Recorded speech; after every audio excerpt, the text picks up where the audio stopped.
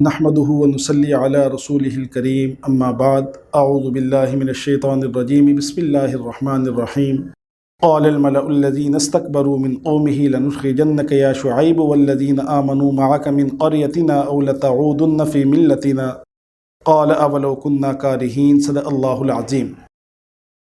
آج کی نشست میں آپ حضرات کے سامنے 9ویں پارے کا خلاصہ پیش کیا جائے گا۔ 9ویں پارے کی ابتدا اللہ رب العزت نے سابقہ پارہ جس میں شعیب علیہ السلام کا قصہ ذکر ہو رہا تھا اسی کی تکمیل اس پارے میں شروع میں ہو رہی ہے۔ قوم شعیب نے شعیب علیہ السلام کو دھمکی یہ دی کہ آپ اور آپ کے پیروکار یا تو ہمارے دین میں شامل ہو جائیں نہیں تو ہمارے اس وادی سے اس بستی سے نکل جائیں۔ تو اللہ رب العزت نے ان کی اس نافرمانی پر اس گستاخی پر ان کو زلزلے کے عذاب میں مبتلا کر کے ان کو ہلاک کر دیا۔ آگے اللہ رب العزت نے فرمایا کہ وما ارسلنا فی قریۃ من نبی کہ اللہ رب العزت آزمائش کے لیے جس بستی میں بھی رسول کو بھیجتے ہیں تو بستی والوں پہ آزمائش یہ ڈالتے ہیں کہ ان کو فقر و فاقہ میں مصیبت میں بیماری میں مبتلا کرتے ہیں۔ یہ آزمائش ہوتی ہے کہ وہ اس سے نکلیں اور اللہ رب العزت کی ذات کی وحدانیت کو مانیں، لیکن کچھ لوگ اس سے باز آ جائیں تو بہتر، باز نہ آئیں تو اللہ رب العزت ان کی مصیبت کو آسودگی میں، ان کی بیماری کو صحت میں اور ان کے فقر و فاقہ کو اللہ رب العزت مال میں بدلتے ہیں۔ یہ بھی ان کی آزمائش ہوتی ہے تاکہ یہ اللہ کی ذات کا، اللہ رب العزت کا شکر ادا کریں۔ اگر تو ان کو شکر نصیب ہو جائے تو ان کی مغفرت اور بخشش ہو جاتی ہے، نہیں تو یہ بھی ان کے لیے آزمائش ہوتی ہے۔ اس کے بعد اللہ رب العزت ان کو عذاب میں مبتلا کر دیتے ہیں۔ آگے ثم بعثنا من بعدهم موسیٰ بآیاتنا، اس پارے کے اندر موسیٰ علیہ السلام کا قصہ بڑی تفصیل کے ساتھ ذکر ہے کہ موسیٰ علیہ السلام کو اللہ رب العزت نے فرعون کی طرف بھیجا، فرعون کو دعوت اسلام دی لیکن وہ نہ مانا، اس نے جادوگروں کو اکٹھا کر کے مقابلہ کروایا۔ تو اللہ رب العزت نے موسیٰ علیہ السلام کے جو واضح 2 معجزات تھے ان کا ذکر کیا۔ ایک فَأَلْقَى عَصَاهُ، عصا موسیٰ علیہ السلام کو اللہ نے معجزے کے طور پہ دیا کہ جو بہت بڑا اژدہا بن جاتا تھا۔ مفسرین فرماتے ہیں کہ اتنا بڑا اژدہا بنا کہ فرعون بھی اس سے ڈرتا تھا۔ دوسرا جو واضح معجزہ اللہ رب العزت نے موسیٰ علیہ السلام کو دیا وہ یہ تھا کہ وَنَزَعَ يَدَهُ فَإِذَا هِيَ بَيْضَاءُ لِلنَّاظِرِينَ، موسیٰ علیہ السلام گریبان میں ہاتھ ڈالتے نکالتے تو وہ روشن سورج کی طرح چمک رہا ہوتا تھا۔ تو یہ اللہ رب العزت نے فرعون کے سامنے معجزے پیش کروائے موسیٰ علیہ السلام سے، لیکن فرعون اس پر بھی ایمان نہ لایا۔ آگے فرعون کا ذکر اس میں کثرت سے ملے گا کہ اللہ رب العزت نے فرعونیوں کو اور اسی طرح بنی اسرائیلی جو تھے ان کو اللہ رب العزت نے طرح طرح کی نعمتیں دیں، لیکن جب وہ بات نہ مانتے، ایمان نہ لاتے تو اللہ رب العزت نے ان پر مختلف قسم کے عذابات بھیجے۔ قوم فرعون پہ اللہ نے عذاب بھیجا، طوفان کا عذاب بھیجا، ان کا جتنا فصلیں تھیں، ان کے باغات تھے وہ سب کے سب ضائع ہو گئے اس طوفان کی وجہ سے۔ اسی طرح اللہ رب العزت نے جب انہوں نے اس طوفان آنے کی وجہ سے موسیٰ علیہ السلام سے کہا ہم اب ایمان لے آئیں گے، آپ اللہ سے دعا کریں کہ یہ ہم سے عذاب ہٹ جائے۔ موسیٰ علیہ السلام نے دعا کی، پھر دوبارہ وہ اپنی سرکشی میں لگ گئے تو اللہ رب العزت نے ان پہ والجرادہ، ٹڈی دل کا عذاب بھیجا جو ان کی ساری فصلوں کے پتوں کو کھا گیا، تو وہ بھی ان کی فصلیں تباہ ہو گئیں۔ پھر انہوں نے دعا کا کہا، موسیٰ علیہ السلام نے دعا کی، پھر وہ اپنی سرکشی میں لگ گئے۔ پھر اللہ رب العزت نے قمل، اللہ رب العزت نے ان پر چچڑیوں کا عذاب بھیجا، یعنی انہوں نے جو اپنے محفوظ ذخیرہ کیا ہوا تھا خوراک کو، وہ اس قدر چچڑیوں اس میں پڑیں کہ وہ قابل استعمال ہی نہ رہا۔ پھر موسیٰ علیہ السلام سے انہوں نے دعا کا کہا، پھر وہ موسیٰ علیہ السلام نے دعا کی، لیکن بعد میں پھر وہ سرکشی میں پڑے تو اللہ رب العزت نے ان پر والضفادع، مینڈکوں کا عذاب بھیجا۔ اس قدر کثرت سے مینڈک بھیجے کہ وہ اگر کوئی بات کرنے کے لیے منہ کھولتے تو مینڈک چھلانگ لگاتا منہ میں جانے کے لیے۔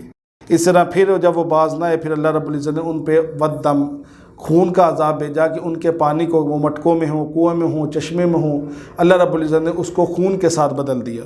تو یہ ان پہ مختلف جو عذابات تھے اللہ رب العزت نے اس کا ذکر کیا۔ اسی طرح اس پارے کے اندر قوم کی اپیل کو بھی اللہ نے ذکر کیا، وَلَمَّا وَقَعَ عَلَيْهِمُ الرِّجْسُ قَالُوا يَا مُوسَىٰ ادْعُ لَنَا، یہی وہ بار بار جو ان کی گروزاری تھی اس کا ذکر بھی اللہ نے فرمایا۔ اسی طرح جب موسیٰ علیہ السلام نے ان کو لے کے بنی اسرائیلیوں کو نکلے ہیں، فرعون سے نجات ہوئی ہے، فرعون غرق ہوا ہے، تو یہ بنی اسرائیلیوں کا غزر ایک بت پرست بستی سے ہوا، تو وہ کہنے لگے کہ آپ بھی ہمارے لیے کوئی اس طرح کا مصنوعی بت بنا دیں۔ تو موسیٰ علیہ السلام نے فرمایا قال اغیر اللہ ابغیکم الہا وہو فضلکم علی العالمین، کہ اللہ رب العزت نے تمہیں اتنی نعمتیں دی ہیں، جہان والوں پہ اتنی فضیلت دی ہے، پھر تم اللہ کے علاوہ کہہ رہے ہو تمہارے لیے معبود بنا دیں۔ تو پھر انہوں نے تقاضا کیا ہمارے لیے کوئی ضابطۂ حیات یا کوئی شریعت ہمارے لیے وضع کروائیں اللہ رب العزت سے۔ اللہ رب العزت سے موسیٰ علیہ السلام نے دعا کی تو اللہ رب العزت نے موسیٰ علیہ السلام سے وعدہ کیا کہ آپ 30 دن کے لیے کوہ طور پہ تشریف لائیں۔ بعد میں وہ 10 دن مزید بڑھا دیے گئے تو وہاں پہ موسیٰ علیہ السلام پہ اللہ رب العزت نے تورات کو نازل کیا، جو پورا ایک ضابطہ حیات تھا بنی اسرائیل کے لیے۔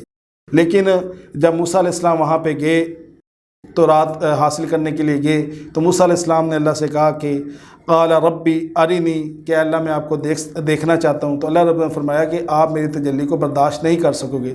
موسیٰ علیہ السلام کی طبیعت کو اللہ رب العزت جانتے تھے، تو اللہ رب نے فرمایا کہ آپ اس پہاڑ کو دیکھیں کہ انظر الی الجبل فإن استقر مکانہ فسوف ترانی، اگر اس پہاڑ نے میری تجلی کو برداشت کر لیا، وہ اپنی جگہ پہ رہا، پھر آپ کو بھی دیدار نصیب ہو جائے گا۔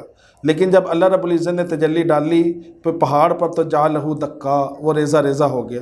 آگے پھر موسیٰ علیہ السلام بے ہوش ہو کے گر پڑے، جیسے ہی اٹھے قال سبحانک، تو موسیٰ علیہ السلام نے فرمایا اے اللہ تیری ذات پاک ہے، تو فوری توبہ کی موسیٰ علیہ السلام نے۔ اسی طرح آگے اس پارے کے اندر یہ بتایا ان الذین اتخذوا العجل سینالہم غضب من ربہم، یہ ان کی وہ جو انہوں نے بچھڑے پہ بیٹھ کے اس کی عبادت میں مشغول ہو گئے۔ موسیٰ علیہ السلام جب تورات لینے گئے تو اس پہ اللہ رب العزت نے کو وعید سنائی ہے کہ یہ دنیا بھی انہوں نے اپنی خراب کی ہے اور آخرت میں بھی ان کو بہت زیادہ عذاب دیا جائے گا۔ اسی طرح درمیان میں پھر اس پارے کے اندر جملہ معترضہ کے طور پہ امام الانبیاء خاتم الانبیاء حضرت محمد صلی اللہ علیہ وسلم کے اوصاف کو ذکر کر دیا کہ الذین یتبعون الرسول النبی الامی، کہ وہ ایسے وہ نبی ہیں، رسول ہیں۔ رسول کہتے ہیں کہ جو نئی شریعت لے کے امت کی طرف بھیجے گئے ہیں اس کو رسول کہتے ہیں۔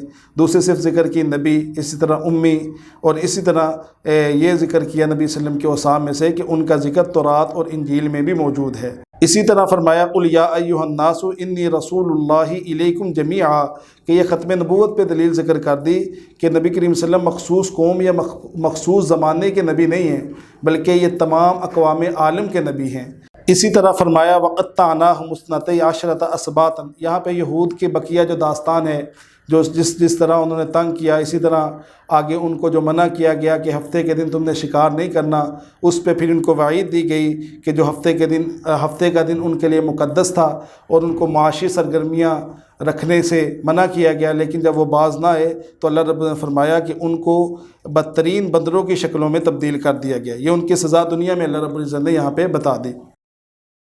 اسی طرح اس پارے کے اندر ہم دیکھیں گے تو ہمیں آدم علیہ السلام کا جو عہد الست ہے اس کا ذکر بھی ملتا ہے۔ اللہ رب نے فرمایا کہ وَإِذْ أَخَذَ رَبُّكَ مِن بَنِي آدَمَ مِن ظُهُورِهِمْ، روایات میں اس کی تشریح یہ ملتی ہے کہ آدم علیہ السلام کی پشت سے جتنے نفوس نے اس دنیا میں آنا تھا اللہ رب العزت نے ان سب کو جمع کیا۔ جمع کرنے کے بعد ان سے ایک عہد لیا، عہد یہ لیا کہ الست بربکم، کیا میں تمہارا رب نہیں ہوں؟ تو تمام نفوس نے جواب میں یہ کہا بلا، کیوں نہیں، آپ ہی ہمارے رب ہیں۔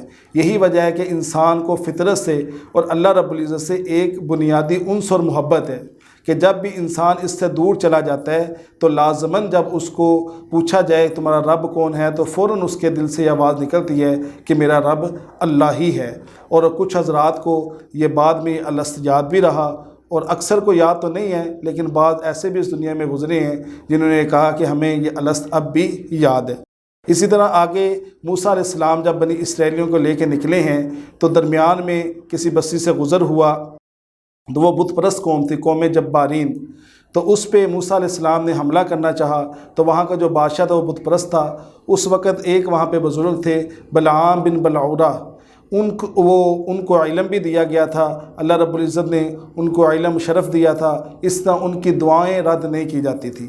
یہاں پہ قرآن پاک میں ان کا نام تو نہیں لیا گیا، لیکن مفسرین فرماتے ہیں کہ وہ بادشاہ نے اس سے درخواست کی بلعام بن باورہ سے کہ آپ بد دعا کریں موسیٰ علیہ السلام کے بارے میں کہ وہ یہاں سے چلے جائیں۔ تو بلعام نے پہلے تو منع کیا کہ نہیں جی وہ اللہ کے نبی ہیں، میں ان کے خلاف بد دعا نہیں کر سکتا، لیکن بعد میں اس کو بادشاہ نے کوئی رشوت لگائی، پیسے لگائے تو اس نے بد دعا کے لیے حامی بن لی۔ لیکن جب وہ بد دعا کرنے لگا تو وہ بد دعا نہ کر سکا، بلکہ موسیٰ علیہ السلام کے حق میں اس نے دعا کر دی۔ لیکن بعد میں اس نے بادشاہ کے لوگوں کو کہا کہ دیکھو آپ ایسا کرو، بنی اسرائیلیوں کے خیموں میں اپنی عورتوں کو بھیج دو۔ اس کی وجہ یہ ہے کہ یہ بدکاری میں لگیں گے، جب بدکاری میں لگیں گے تو اللہ کی مدد ان سے دور ہو جائے گی اور اللہ کا غضب اور اللہ کا عذاب ان پہ نازل ہوگا۔ ایسا ہی ہوا کہ انہوں نے اپنے عورتوں کو بنی اسرائیلیوں کے خیموں میں بھیجا تو وہ اس بدکاری میں شامل ہو گئے۔ شامل ہونے کے بعد اللہ رب العزت نے بنی اسرائیلیوں پہ پھر طاعون کی وبا بھیجی، لیکن بلعام بن باورا کو اس کا یہ اثر ہوا کہ آتا ہے قرآن پاک میں فَمَثَلُهُ كَمَثَلِ الْكَلْبِ کہ اس کی مثال کتے کے ساتھ دی گئی۔ ایک تو مثال بعض مفسرین فرماتے ہیں کہ اس کے حرص کی وجہ سے کہ اس نے مال کی وجہ سے بد دعا کی حامی بھری، اس لیے اللہ رب العزت نے اس کی مثال کتے کے ساتھ دی۔ بعض مفسرین فرماتے ہیں کہ اس کی زبان لٹک گئی، وہ نافتب آ گئی، اور کتا چونکہ ایسا جانور ہے اس پہ وزن ہو تب بھی وہ ہانپتا ہے، نہ وزن ہو تب بھی وہ ہانپتا ہے۔ تو اس آدمی کا بھی بلعام بن باورا کا بھی یہی حال ہو گیا کہ وہ ہر وقت ہانپتا رہتا تھا۔ تو یہ ہمیں نصیحت یہ دی جا رہی ہے کہ اسلامی معاملات میں، شرعی معاملات میں مال کی فکر نہیں کرنی۔ اگر مال کے پیچھے چلو گے تو آپ نقصان ہی نقصان میں چلے جاؤ گے۔ اس طرح آگے فرمایا قُل لَا أَمْلِكُ لِنَفْسِي نَفْعًا وَلَا ضَرًّا، علم غیب کی نفی یہاں سے کر دی کہ اللہ رب العزت ہی ہر بات کو جانتے ہیں، کیونکہ نبی صلی اللہ علیہ وسلم نے فرمایا کہ مجھے اگر ہر بات کا علم دیا جاتا تو لَسْتَكْثَرْتُ مِنَ الْخَيْرِ، تو میں خیر کو ہی پاتا، مجھے کوئی برائی پہنچتی نہ۔ تو مجھے ہر بات کا، بہت چیزوں کا علم دیا گیا، لیکن ہر بات کا علم الغیب جو ہے وہ صرف خدا کی ذات ہے۔ اس طرح آگے بتایا کہ خذ العفو وامر بالعرف کہ اگر آپ نے تبلیغ کا کام کرنا ہے تو صبر و تحمل کے ساتھ کرنا ہے۔ صبر و تحمل آپ کو لازماً رکھنا پڑے گا، تبھی آپ تبلیغ میں کر سکو گے، اور جاہلوں کی بات سے اعراض آپ کو کرنا پڑے گا۔ اگر آپ نے یہ دو صفتیں چھوڑیں تو پھر آپ تبلیغ کا کام نہیں کر سکو گے۔ اس طرح اس بارے میں اللہ رب نے یہ بھی فرمایا وَإِذَا قُرِئَ الْقُرْآنُ فَاسْتَمِعُوا لَهُ وَأَنصِتُوا، یہ آداب قرآن میں سے ہے کہ جب قرآن پاک کی تلاوت کی جائے تو اس کو خاموشی سے سننا چاہیے۔ آگے سورۃ الانفال، سورۃ الانفال یہ مدنی صورت ہے، اس کا ترتیب کے اعتبار سے اس کا 8واں نمبر اور نزول کے اعتبار سے یہ 88ویں صورت ہے۔ تو اس میں دیکھتے ہیں ہم انفال کہتے ہیں نفل کو، نفل کہتے ہیں زائد چیز کو، یعنی مال غنیمت کے بارے میں اس میں آپ کو مال غنیمت کے احکامات اور مال غنیمت کا ذکر ملے گا، کیونکہ یہ سورت جو ہے یہ غزوہ بدر کے موقع پہ نازل ہوئی۔ اس سورت میں غزوہ بدر کی داستان کو، قصے کو تفصیلاً ذکر کیا گیا ہے، کیونکہ جب غزوہ بدر میں اللہ رب العزت نے مسلمانوں کو فتح دے دی تو مسلمانوں کے 3 گروہ بنے۔ ایک گروہ وہ تھا جو نبی کریم صلی اللہ علیہ وسلم کی حفاظت پہ مامور تھا کہ نبی صلی اللہ علیہ وسلم کو کوئی نقصان نہ پہنچا دے، ایک وہ گروہ تھا جو دشمن کے پیچھے نکل گیا ان کے تعاقب میں، اور ایک گروہ، تیسرا گروہ وہ تھا کہ جو مال غنیمت کو جمع کرنے لگے۔ تو مال غنیمت کو جو جمع کر رہے تھے انہوں نے سمجھا کہ شاید سارا مال غنیمت جس نے جو اکٹھا کر لیا اسی کا ہے۔ تو اس کے بارے میں اس میں شروع میں جو آیت ہے یسألونک عن الانفال قل الانفال للہ والرسول، کہ اللہ رب العزت نے بتا دیا کہ مال غنیمت کو تقسیم کرنے کا جو اختیار ہے وہ اللہ اور اس کے رسول کا ہے، جیسے وہ تقسیم کریں گے اسی پہ تم سب راضی ہو جاؤ۔ اسی طرح اس میں اللہ رب العزت نے آگے بتایا کہ انما المؤمنون الذین اذا ذکر اللہ وجلت قلوبہم، کہ مومنین کے 5 اوصافوں کو ذکر کر دیا۔ پہلا وصف یہ ذکر کیا کہ جب ان کے سامنے اللہ کا ذکر کیا جائے، اللہ کی بات کی جائے تو وہ ڈر جاتے ہیں، یعنی خوف خدا ان میں پیدا ہو جاتا ہے۔ دوسری صفت ان کی یہ ذکر کی گئی کہ وَإِذَا تُلِيَتْ عَلَيْهِمْ آيَاتُهُ زَادَتْهُمْ إِيمَانًا، ان کے سامنے اللہ کا کلام پڑھا جائے تو ان کا ایمان بڑھتا ہے۔ تیسری صفت ذکر کی وَعَلَىٰ رَبِّهِمْ يَتَوَكَّلُونَ، وہ اپنے رب پہ توکل کرتے ہیں۔ توکل کہتے ہیں کہ اسباب کو اختیار کرتے ہوئے اللہ پہ توکل کرنا، اسباب کو چھوڑ کر اگر اللہ پہ توکل کریں گے تو وہ تعطل ہے، توکل نہیں۔ تو اسلام میں توکل ہے، تعطل نہیں۔ چوتھی صفت ان کے اللہ نے ذکر کی الذین یقیمون الصلاۃ، وہ نمازوں کو قائم کرتے ہیں، یعنی فرائض، واجبات اور سنن کا اور ان کے آداب کا لحاظ کرتے ہیں۔ اس طرح 5ویں صفت اللہ نے ذکر کی ومما رزقناہم ینفقون، جو ان کو رزق دیا اس کو خرچ کرتے ہیں۔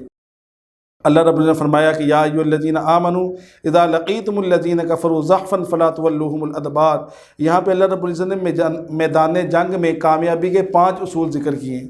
پہلا اصول یہ ذکر کیا کہ یا ایھا الذین آمنوا اذا لقیتم الذین کفروا، جب تم دشمن سے بھڑو، جب تمہاری جنگ ہو تو پیٹھ پھیر کے نہیں بھاگنا۔ دوسری اللہ رب العزت نے میدان جنگ میں کامیابی کا اصول یہ بتایا کہ یا ایھا الذین آمنوا اطیعوا اللہ ورسول، کہ میدان جنگ میں بھی تم نے اللہ اور اس کے رسول کے جو بتائے ہوئے احکامات ہیں ان کو نہیں چھوڑنا۔ اطاعت اللہ اور اطاعت الرسول کا دامن آپ نے نہیں چھوڑنا، وہ اگر آپ کو بلائیں تو ان کی بات آپ نے فوری سننی ہے۔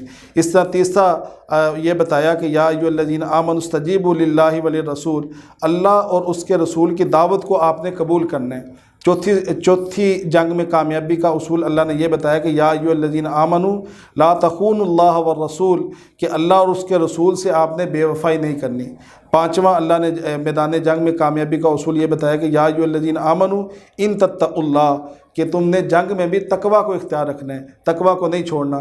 کیوں؟ اس لیے کہ تقویٰ کو چھوڑو گے تو پھر تم پہ اللہ کی جو نصرت ہے، جو مدد ہے، وہ ختم ہو جائے گی۔ اس طرح فرمایا، اس پارے کے آخر میں اللہ نے فرمایا قُلْ لِلَّذِينَ كَفَرُوا إِن يَنْتَهُوا يُغْفَرْ لَهُم مَّا قَدْ سَلَفَ، یہ کفار کو ترغیب دی جا رہی ہے کہ ان برے کاموں سے باز آ جاؤ۔ نہیں باز آؤ گے تو آگے ڈرایا جا رہا ہے کہ جو جیسے تم سے پہلے لوگوں کو عذاب دیا گیا ہے ویسے تم کو عذاب دیا جائے گا۔ اور آخر میں مسلمانوں کو نصیحت کی جا رہی ہے کہ اگر یہ تمہیں باز آ جائیں بہت بہتر ہے، نہیں تو تمہیں پریشان ہونے کی ضرورت نہیں ہے، کیونکہ اس لیے اللہ ہی تمہارے مولا ہیں۔ نعم المولا و نعم النصیر، کیا اچھے مولا ہیں اور کیا ہی اچھے وہ مددگار ہیں۔